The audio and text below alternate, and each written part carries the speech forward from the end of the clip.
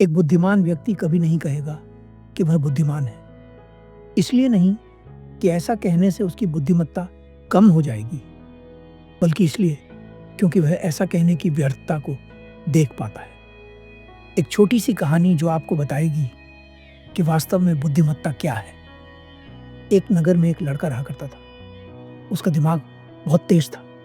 उसकी खासियत यह थी कि वह किसी भी चीज़ को बड़ी जल्दी और आसानी से सीख लेता था।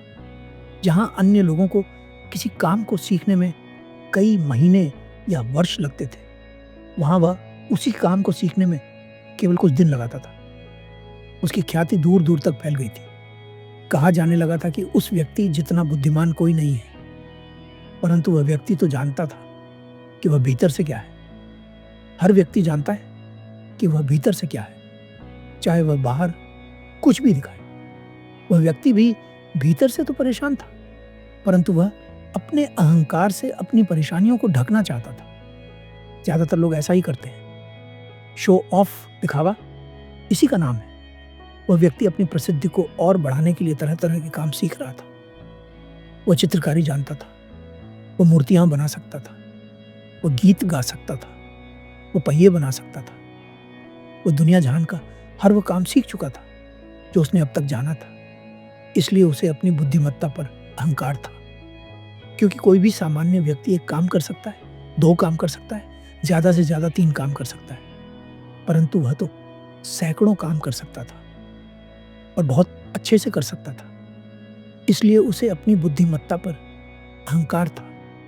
वह इस बात को मान चुका था कि उसके जितना बुद्धिमान कोई नहीं है। फिर एक दिन उसका सामना बुद्ध से होता है। उसे पहली बार कोई ऐसा व्यक्ति दिखता है जिससे उसे ईर्ष्या होती है। अब तक उसने केवल ऐसे लोग देखे थे जो उससे ईर्ष्या करते थे। अब जहां ईर्ष्या होती है वहां तुलना का होना निश्चित है। वह व्यक्ति अपनी तुलना बुद्ध से करना शुरू कर देता है। वह देखता है कि बुद्ध के पास तो एक भिक्षा का कटोरा है, परंतु उसके पास धन की कोई कमी नहीं। बुद्ध के वस्त्र तो बड़े साधारण से हैं, परंतु उसके वस्त्र बहुत कीमती हैं। बुद्ध तो जमीन पर नंगे पैर चलते हैं, परंतु वह नंगे पैर नहीं चलता। इसी तरह से वह व्यक्ति सैकड़ों चीजों से बुद्ध की तुलना खुद से करता है, परंतु हर तुलना के बाद भी वह पाता है कि उसकी ईर्ष्या बुद्ध के प्रति 1% भी कम नहीं हुई। वह व्यक्ति मन ही मन सोचता है, मैं इस भिक्षु से ईर्ष्या क्यों कर रहा हूं, जबकि मेरा जीवन इससे 100 गुना बेहतर है। लोग भी इसका सम्मान कर रहे हैं। आखिर इसके भीतर ऐसा क्या है जो मुझ में नहीं है और जिसके कारण मेरे भीतर इसके प्रति ईर्ष्या है। बहुत देर अपने मन में उलझे रहने के बाद वह व्यक्ति तय करता है कि वह बुद्ध के पास जाएगा और उनसे पूछेगा कि उनकी उपलब्धि क्या है। वह व्यक्ति अपने कुछ सेवकों के साथ बुद्ध के पास जाता है और उनसे कहता है, मैं इस इलाके का सबसे बुद्धिमान व्यक्ति हूँ। आप अपने आसपास जो भी होता देख रहे हैं, मैं वह सब करना जानता हूँ। किसी भी कार्य को सीखने में मुझे बहुत कम समय लगता है। सभी लोग मेरा सम्मान करते हैं, परंतु इस सब के बाद भी मेरे भीतर आपके लिए ईर्ष्या है। मैं जानना चाहता हूँ कि आपकी उपलब्धि क्या है। ये लोग आपका इतना आदर सम्मान क्यों कर रहे हैं। बुद्ध कहते हैं, वैसे तो मेरी कोई उपलब्धि नहीं है, परंतु तुम कह सकते हो कि एक उपलब्धि है। वह व्यक्ति पूछता है, क्या मैं जान सकता हूँ।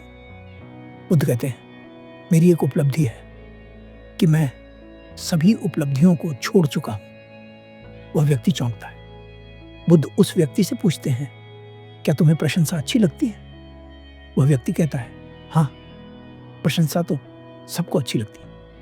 बुद्ध पूछते हैं, और निंदा। वह व्यक्ति कहता है, भला इस संसार में ऐसा कौन है जिसे निंदा अच्छी लगे।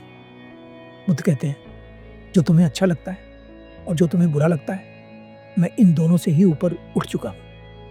न मुझे निंदा सताती है और न ही प्रशंसा प्रसन्न करती है। बस यही अंतर है तुम में और मुझ में।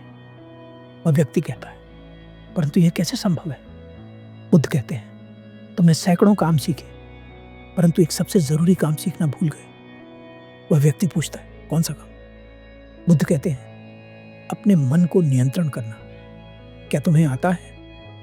बुद्ध की बात सुनकर वह व्यक्ति समझ जाता है कि ईर्ष्या का यही कारण था। बुद्ध कहते हैं, जिस व्यक्ति ने सारा जगत जीत लिया परंतु अपना मन नहीं जीता, उसने कुछ नहीं जीता। और जिसने अपना मन जीत लिया परंतु सब कुछ गंवा दिया, उसने सब कुछ जीत लिया। क्योंकि वास्तव में बुद्धिमान वही है जो अपने मन का शासक है। बुद्ध के शब्दों को सुनकर उस व्यक्ति का अहंकार टूटता है और वो बुद्ध से कहता है, क्या आप मुझे अपने मन को जीतना सिखाएंगे? बुद्ध कहते हैं, अवश्य, परंतु मैं तुम्हारी उपलब्धियां छीन लूंगा। वह व्यक्ति कहता है, मैं तैयार हूं। उस दिन से वह व्यक्ति ध्यान करना शुरू कर देता है, क्योंकि ध्यान ही वह तरीका है जिससे आप अपने मन को अपने वश में कर सकते हैं।